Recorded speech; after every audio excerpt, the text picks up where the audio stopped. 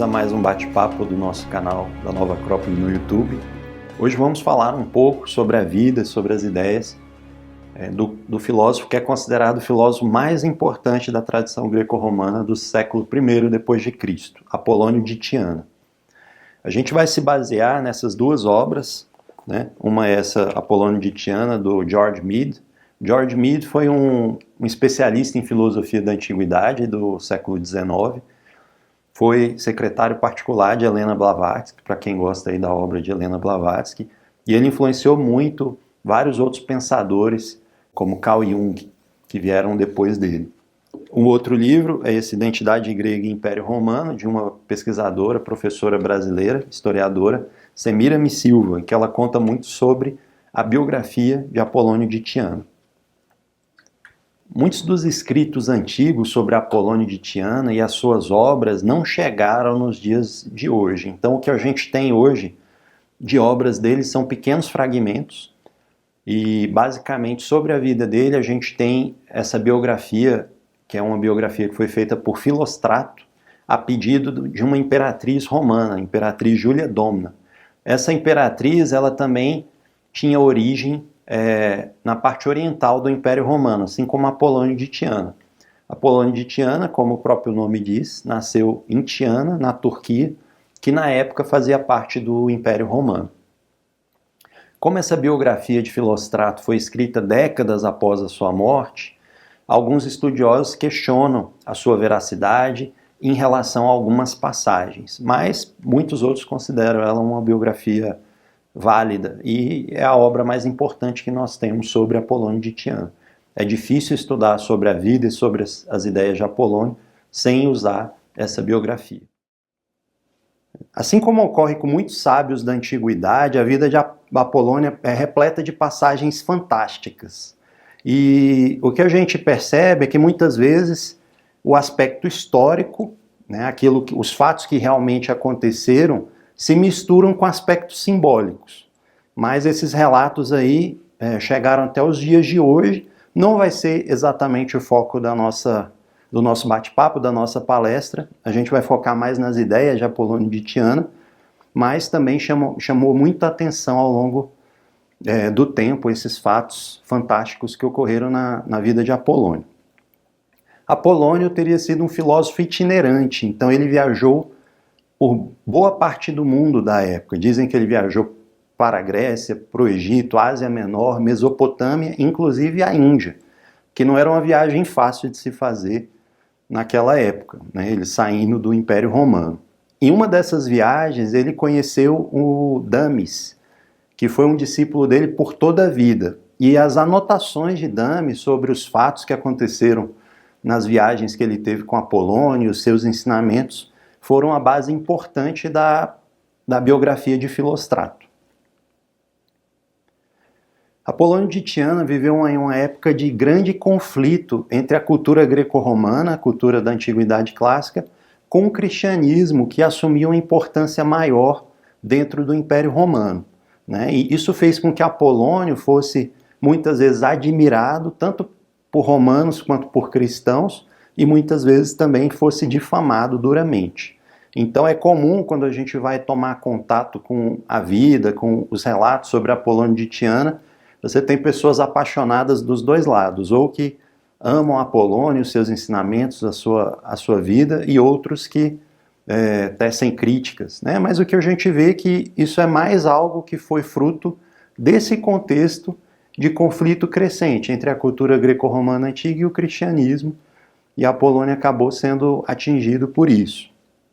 Mas ele foi um personagem muito importante, tanto na sua época, quanto nos séculos que vieram depois, né? Então há relatos que no século III, por exemplo, o imperador romano Aureliano, quando ele reconquistou aquela região de onde ficava Tiana, a cidade natal de Apolônio, ele poupou Tiana durante a sua guerra de conquista, em homenagem a esse sábio, a esse filósofo. Então, mesmo 2 séculos depois de sua morte, ele ainda tinha uma influência e era muito admirado, inclusive por imperadores.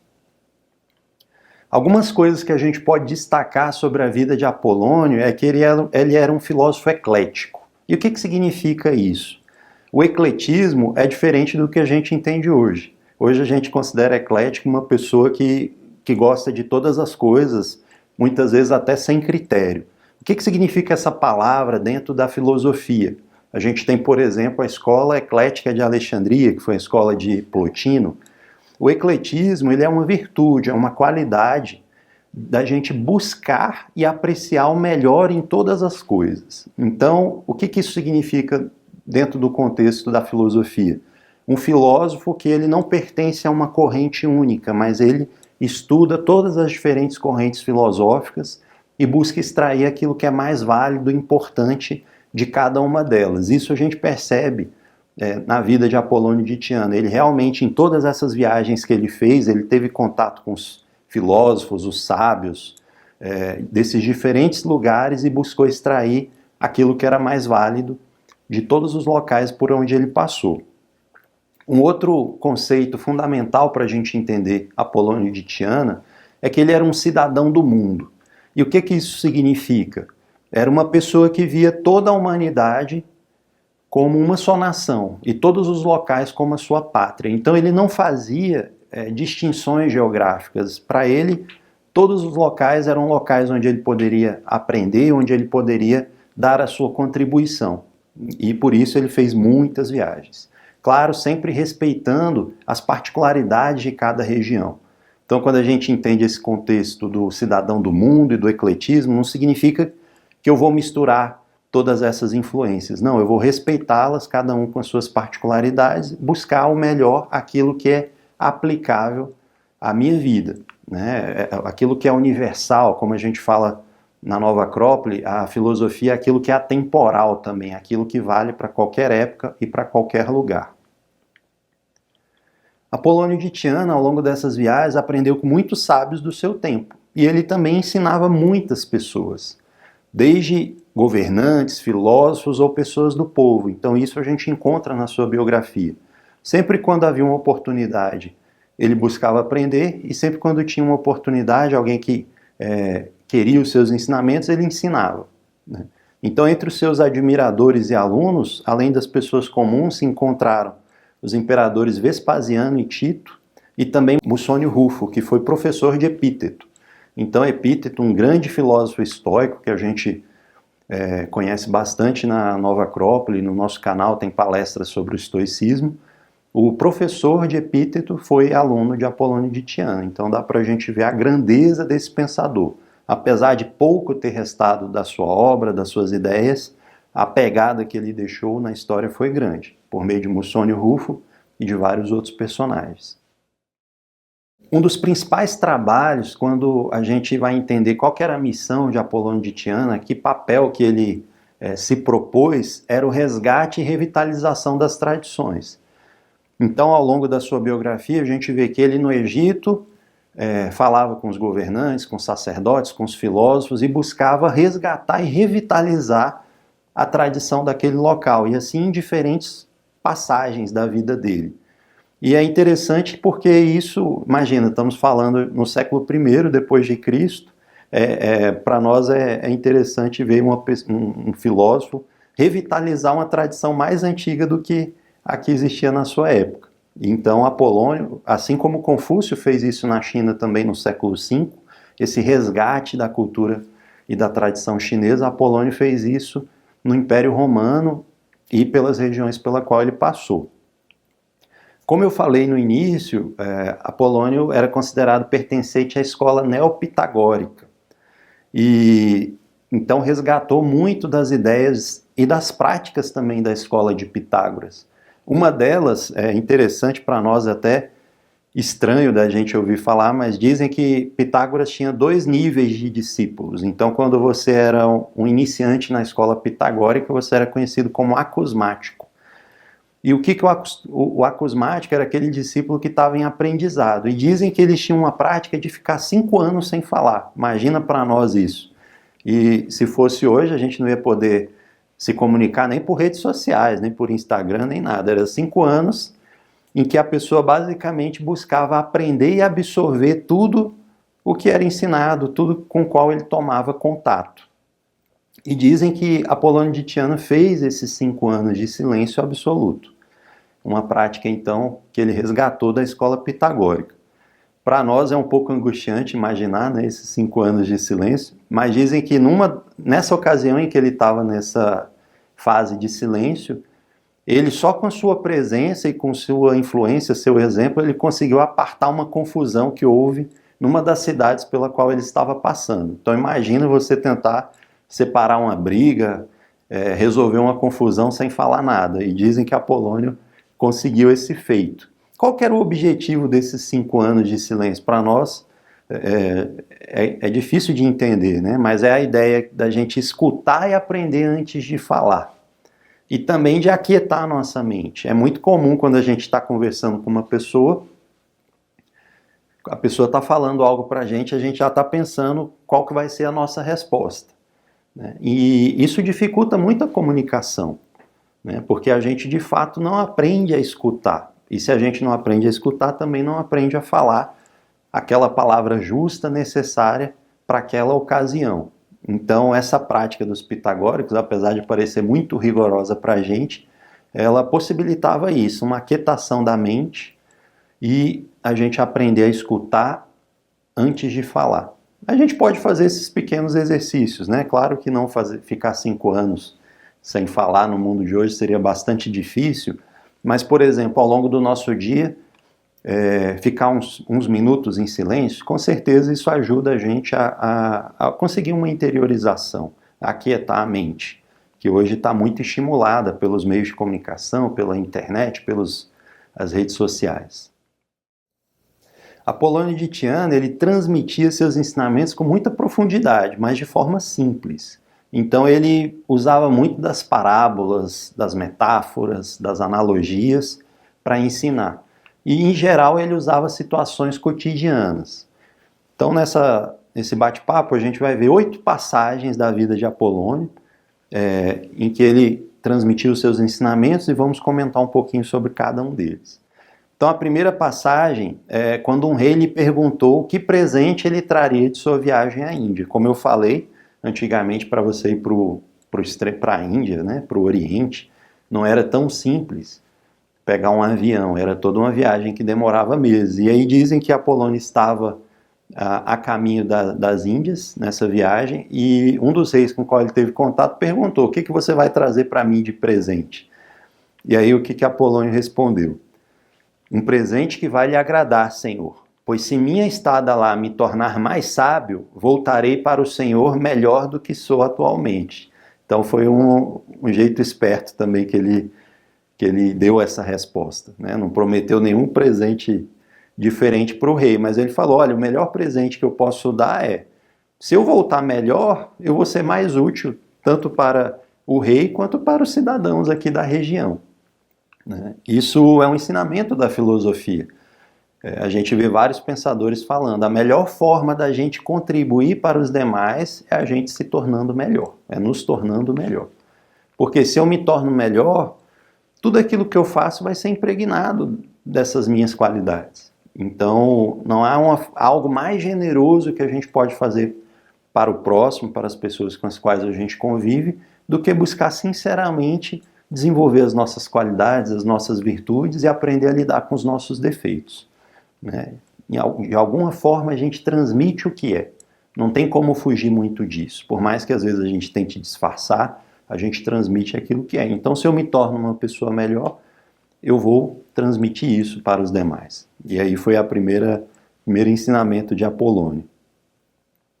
E aí depois, quando ele chegou na Índia, também tem uma outra passagem que conta isso, como foi, né? Então ele escreveu aos seus anfitriões lá na Índia, e de forma muito elogiosa. Então, mesmo para uma pessoa que era considerada um sábio, para ele os sábios do Oriente transmitiam muitos aprendizados, né? Então, o que ele escreveu? Cheguei até vós por terra, que ele foi andando, e franqueaste-me o caminho do mar.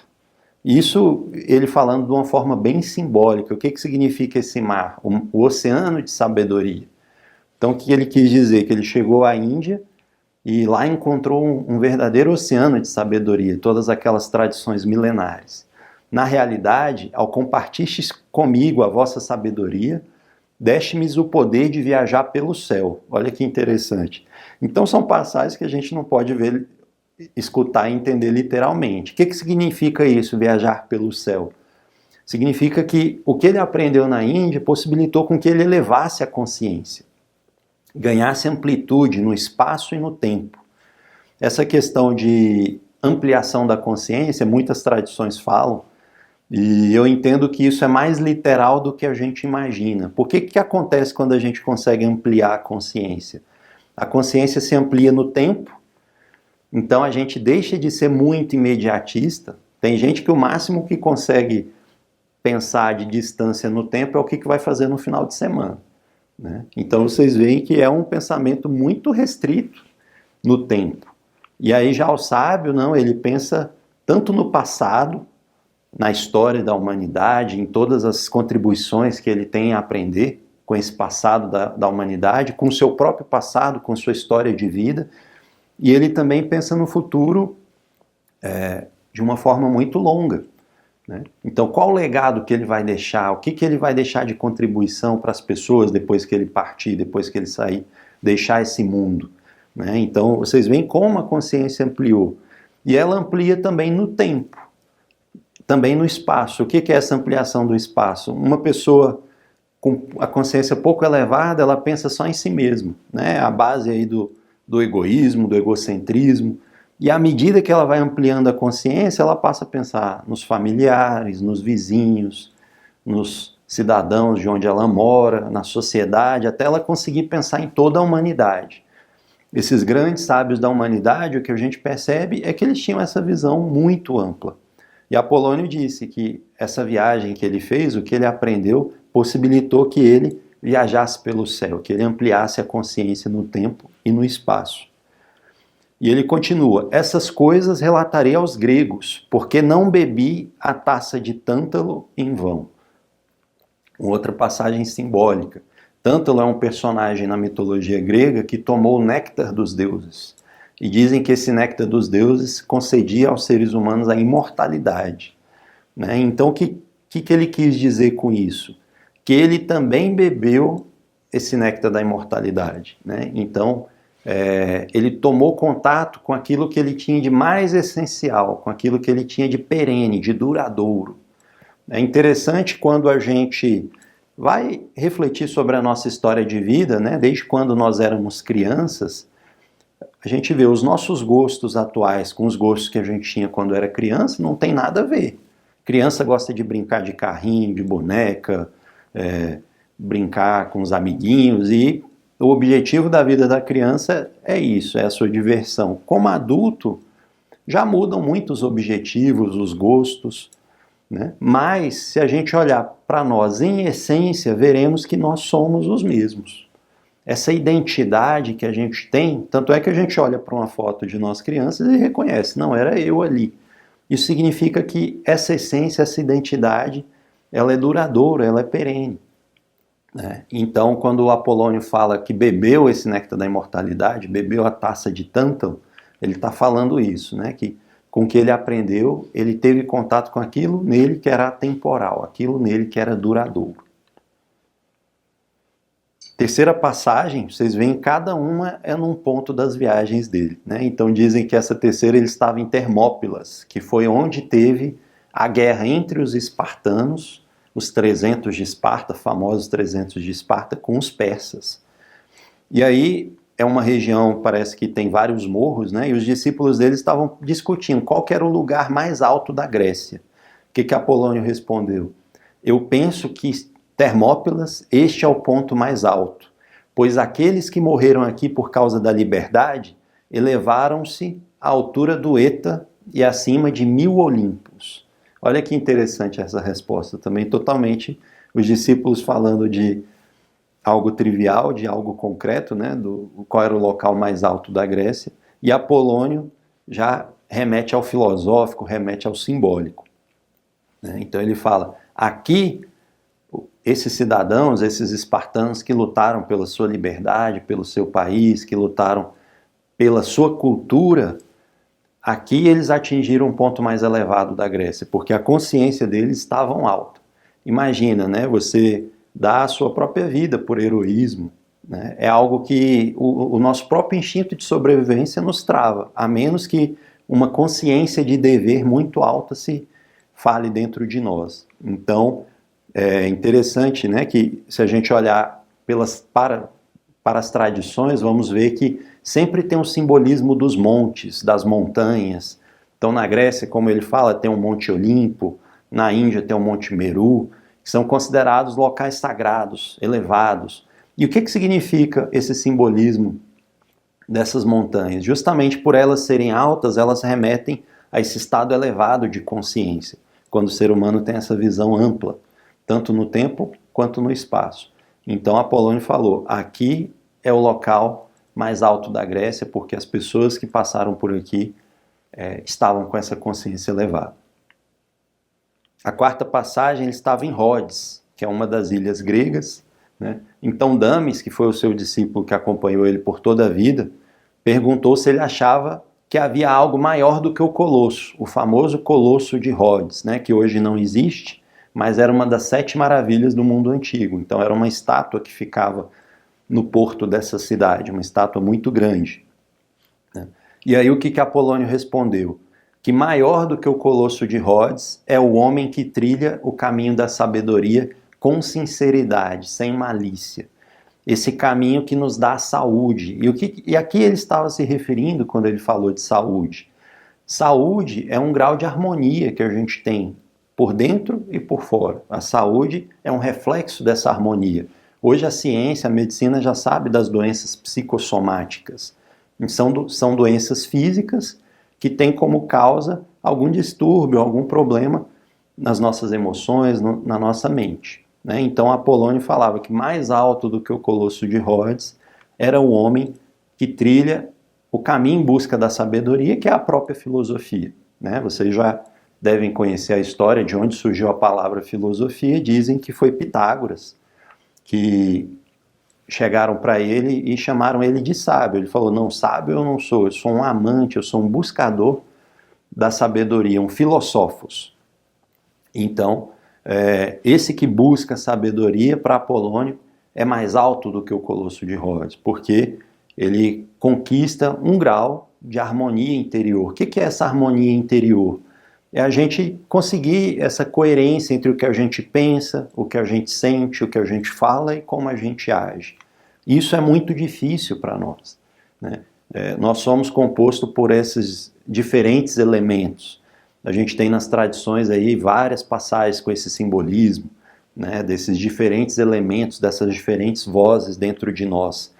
E fazer com que elas se harmonizem não é simples, né? Platão, na sua obra da República, também falava sobre isso, quando ele falava do ser humano que buscava viver conforme a razão, né? Que seria essa parte mais elevada, capaz de harmonizar todos esses elementos de uma forma que não seja prejudicial a cada um deles, né? Então, quando a gente fala assim de harmonizar ao ser humano internamente, não significa que as emoções vão ter que ser regidas simplesmente pelas ideias, pelos pensamentos. Não, significa dar a cada um desses aspectos do ser humano a sua fatia justa e deixar que eles atuem no seu momento justo também, né? E assim conquistaria essa harmonia interna que se reflete na harmonia externa, na convivência com as pessoas, na convivência com a própria vida, com as situações pelas quais a gente passa no nosso dia a dia.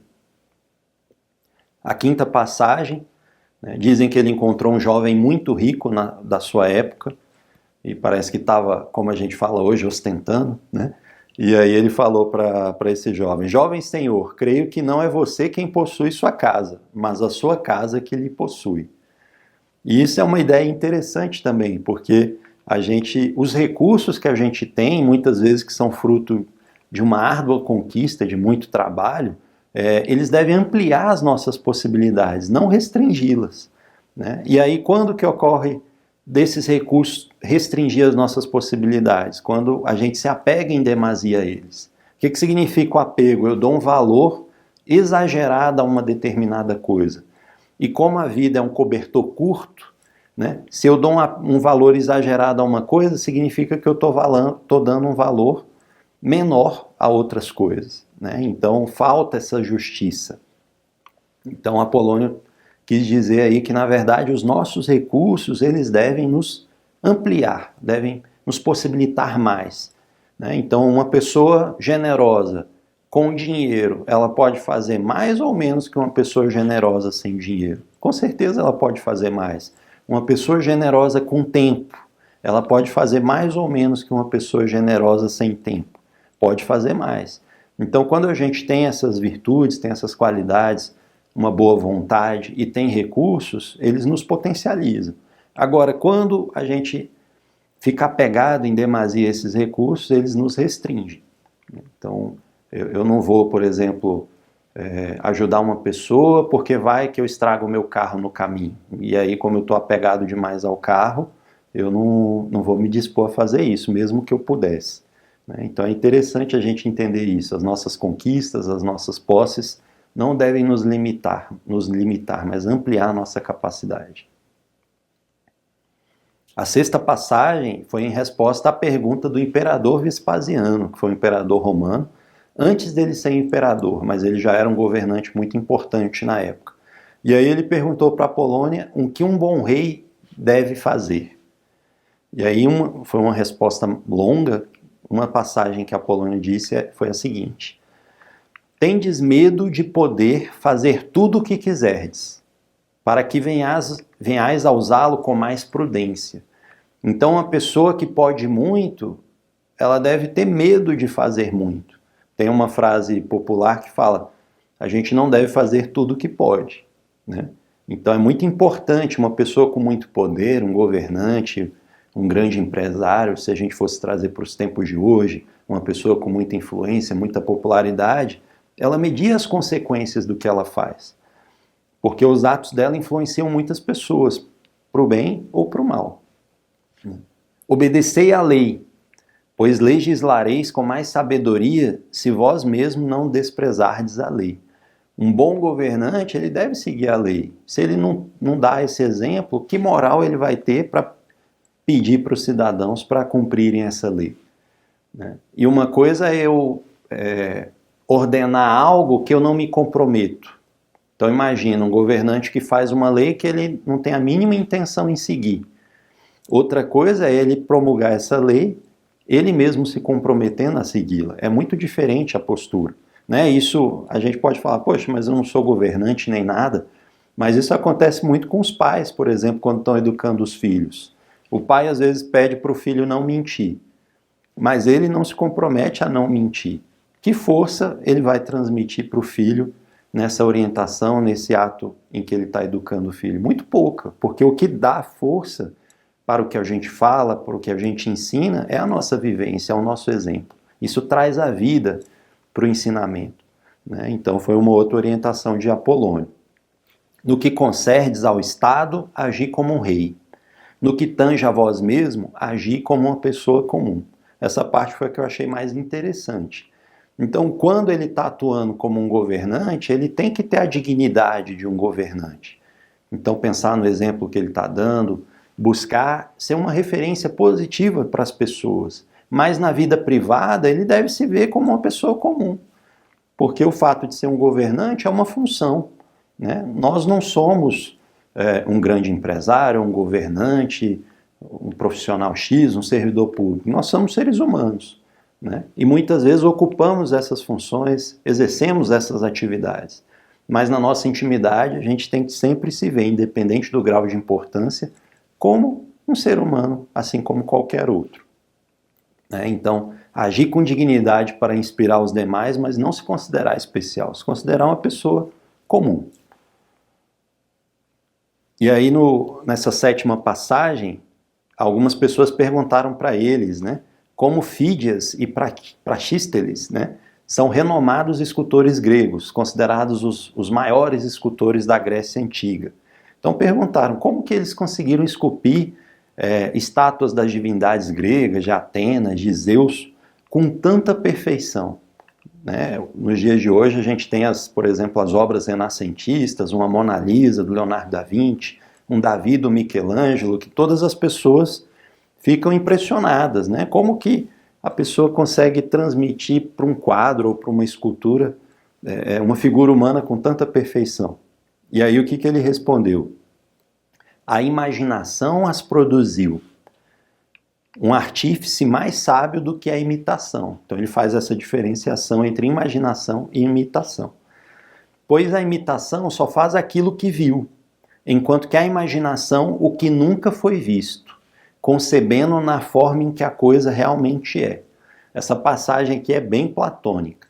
Se a gente for parar para pensar, Platão falava isso também quando ele explicava sobre o artista.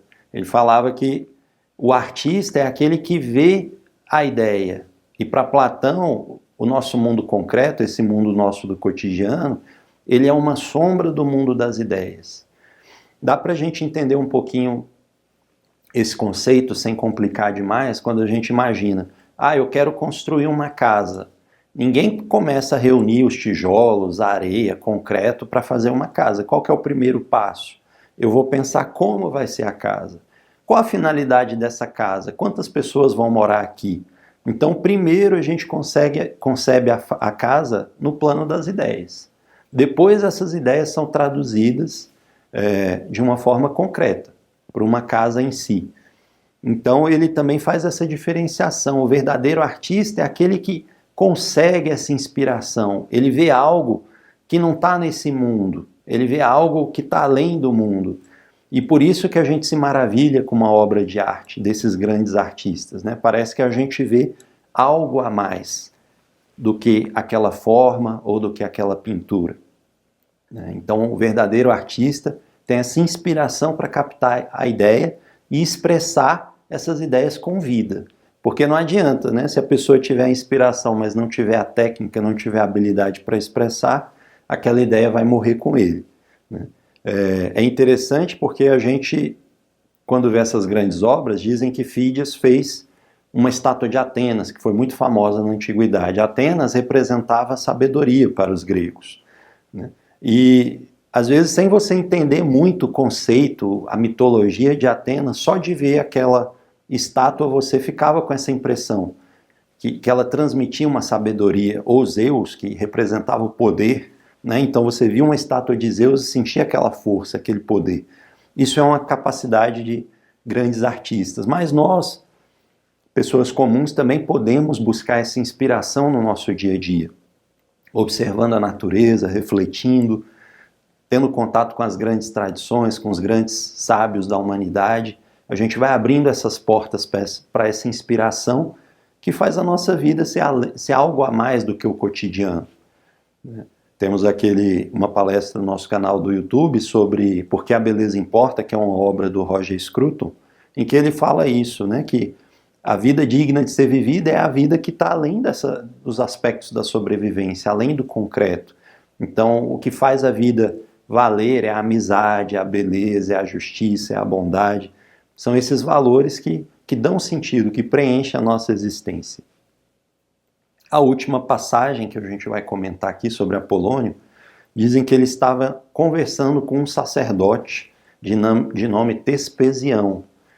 Quem tiver aí querendo nomes para os filhos, né? Só nessa palestra, nesse bate-papo, a gente já viu vários nomes muito interessantes, né? Então, nessa conversa, o que ele diz? Penso que um homem sábio não faz nada sozinho ou para si mesmo.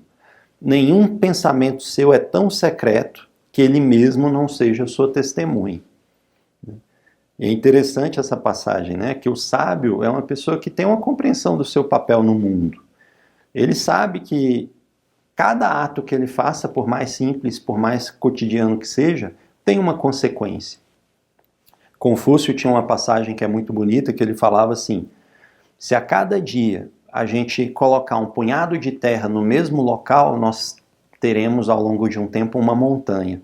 Isso significa que cada ato cotidiano tem a sua importância, tem o seu valor. E o sábio, ele consegue extrair o máximo da sua vida com essa consciência de que nenhuma atitude dele é em vão, nenhuma atitude dele é desprovida de sentido, de finalidade. É uma vida com plena consciência, né? E ele sempre vai ser a testemunha do que ele está fazendo. a vozinha da consciência, lá o grilo falante do Pinóquio, né? Então não tem como a gente não ser testemunha de nós mesmos, dos nossos próprios atos. Por isso a gente deve buscar sempre extrair o melhor que a gente pode fazer em cada situação, né? Lembrei de uma passagem que a professora Lúcia conta, de um conto zen, que o mestre chegou para os discípulos e pediu para que eles fossem à cidade roubar, só que eles não poderiam ser vistos. Quando eu escutei essa história, me tocou muito. E aí dizem que os discípulos, assim, meio conflituados, foram, e só ficou um lá no monastério. E aí, quando o mestre viu que aquele discípulo não tinha ido, perguntou, por que você ainda está aqui? E aí ele falou, mestre, eu não tinha como roubar, como o senhor pediu, porque é impossível que ninguém visse o que eu estava fazendo, já que eu mesmo sou consciente das minhas ações. E aí dizem que esse foi o discípulo que passou na prova, né? Então, nesses contos zens, a gente tem essas passagens. Agradeço aí a vocês por estarem, né, por apreciarem esse momento juntos aqui, conhecendo um pouquinho mais sobre a vida e sobre a obra e os ensinamentos de Apolônio de Tiana, né? Como eu falei, pouco sobrou dele, tanto em termos de obra, quanto em termos de passagem sobre a sua vida. E a principal referência é essa biografia de Filóstrato e alguns poucos materiais que chegaram até nós ao longo da história. Mas o que a gente pode perceber por essas singelas passagens, apesar de serem muito curtas, né, só uma introdução às ideias de Apolônio de Tiana, é que ele tinha um grau de sabedoria muito grande. Foi uma pessoa que influenciou muito a sua época, né? Imagina, tanto com grandes pensadores, grandes sacerdotes, grandes governantes, escutaram e admiraram a sua sabedoria. Então, com certeza, por mais que tenhamos pouco dele, é uma pessoa com a qual a gente pode aprender bastante a aplicar essas ideias no nosso dia a dia, da nossa forma. Obrigado.